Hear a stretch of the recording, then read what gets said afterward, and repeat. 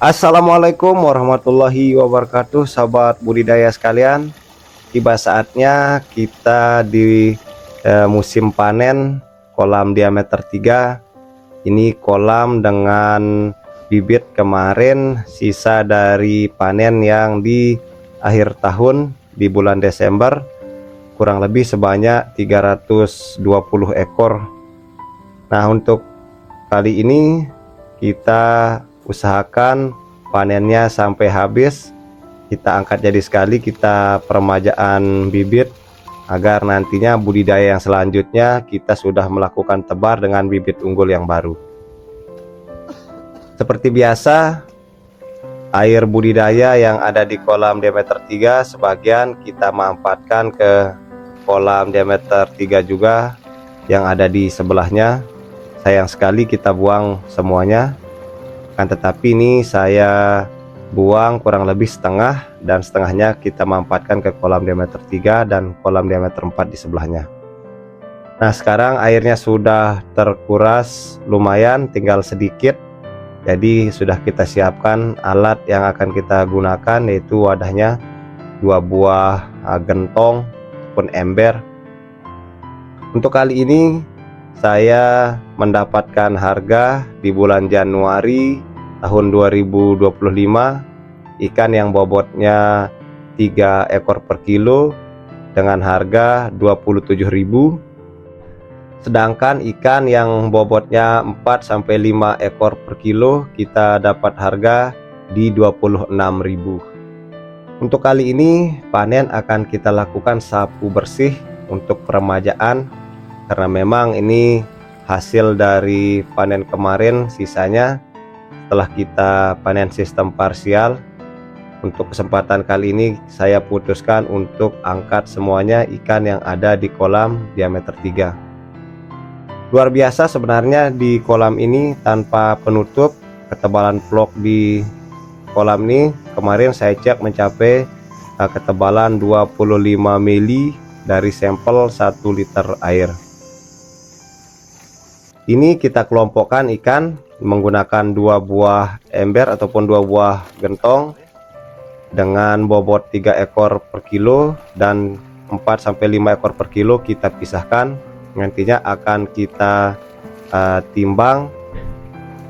Sebelum kita melakukan penimbangan juga di gentong ini, terlebih dahulu kita isikan air bersih seberat 10 kg, karena lumayan ikan yang akan diambil oleh pengepul ataupun konsumen saya akan diusahakan bisa hidup sampai ke tempat penampungan yang ada di rumah makan konsumen saya.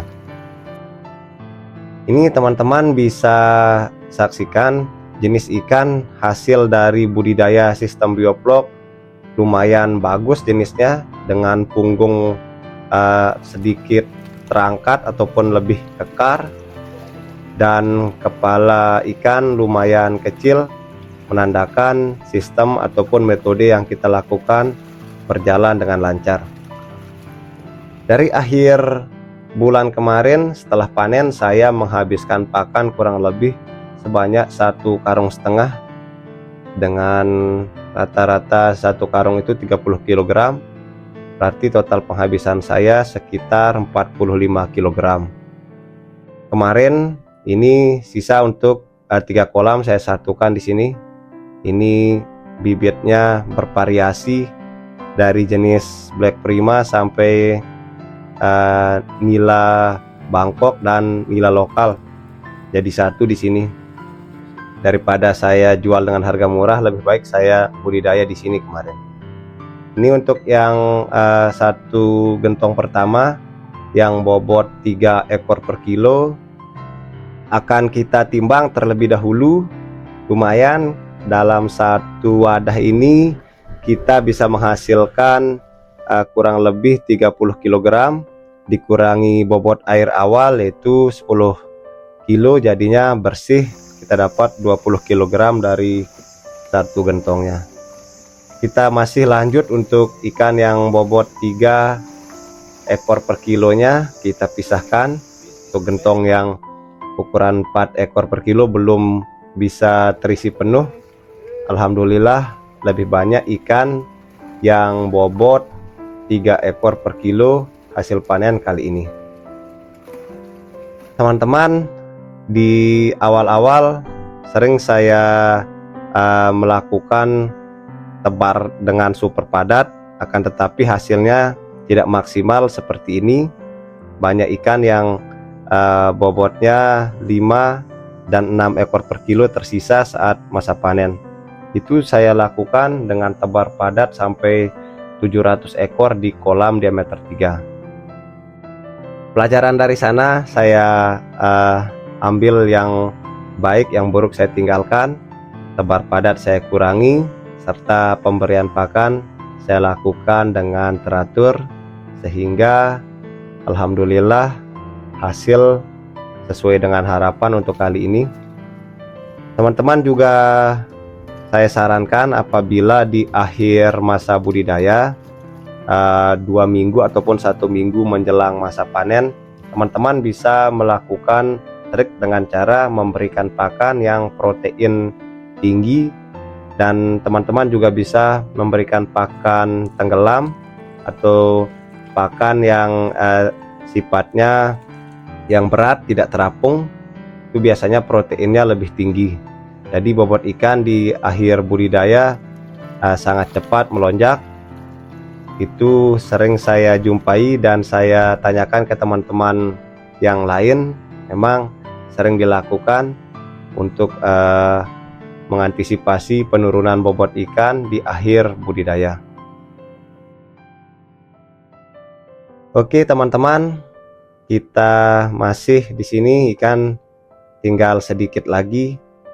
Yang bobot 4-5 ekor per kilo juga kita dapat 29 kilo.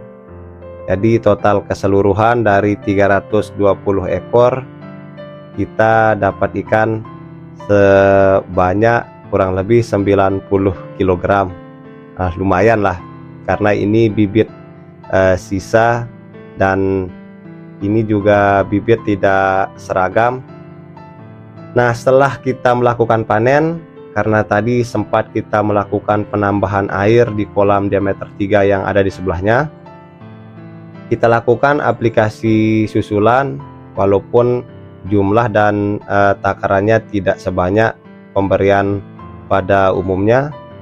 Ini saya berikan 50 gram probiotik dan setengah kilogram molase untuk 3 kolam, hanya untuk peremajaan dan penambahan bahan aktivasi bloknya ya, bakteri starternya saya tambahkan di sini.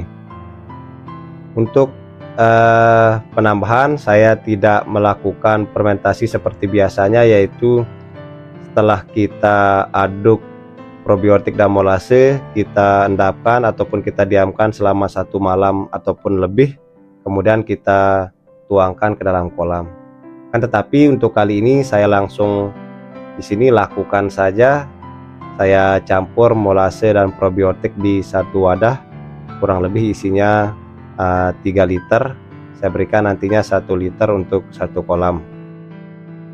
Kesimpulannya, kolam ini yang diameter 3 sudah 3 kali saya lakukan pemberian probiotik dan molase.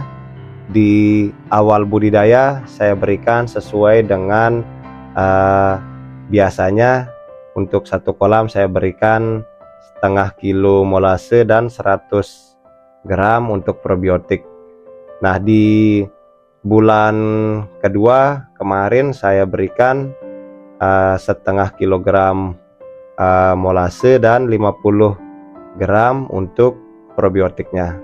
Nah, hingga saat ini yang terakhir 50 gram probiotik untuk 3 kolam. Jadinya berarti cuma 15 gram probiotik yang kita berikan. Ini 1 liter saya berikan untuk 1 kolam. Kita tuangkan tepat di titik aerasi. Semua kolam diameter 3 yang tadi di awal kita berikan penambahan air, saya tambahkan formula pembentuk ini. Tinggal kolam D3 yang terakhir ini usianya sama semuanya yang kolam diameter 3 menjelang bulan ketiga.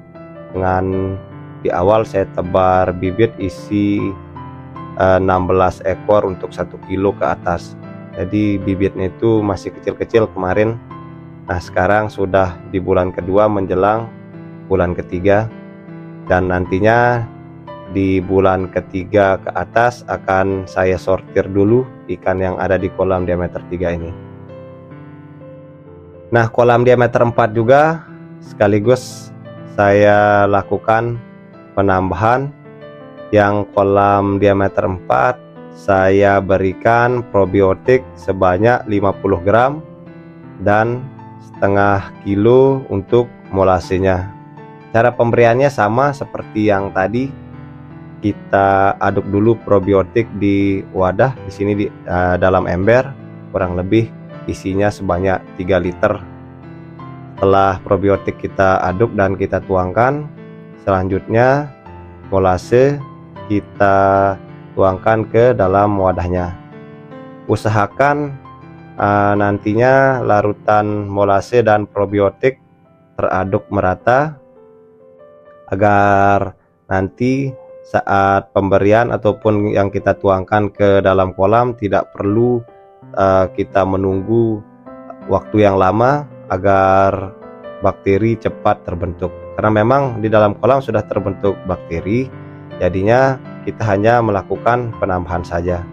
Ini sama seperti kolam diameter 3, sudah 3 kali pemberian. Yang membedakannya di sini kolam diameter 4 bibitnya itu jenis Black Prima, sedangkan yang kolam diameter 3 bibit yang saya tebar yaitu jenisnya ikan nila lokal dan nila Bangkok. Kita tuangkan tepat di titik aerasi, sama seperti pemberian pada umumnya. Dengan 3 liter air tadi kita tuangkan, usahakan semua titik aerasi agar cepat teraduk dan menyatu dengan air yang sudah ada di dalam kolam. Sahabat budidaya sekalian, semoga informasi yang saya berikan bermanfaat bagi teman-teman sekalian. Jangan lupa dukungan teman-teman dengan cara like, subscribe channel kami agar kami tetap bersemangat untuk membagikan pengalaman dan berbagi informasi mengenai budidaya ikan nila menggunakan sistem bioflok. Wassalamualaikum warahmatullahi wabarakatuh. Salam budidaya.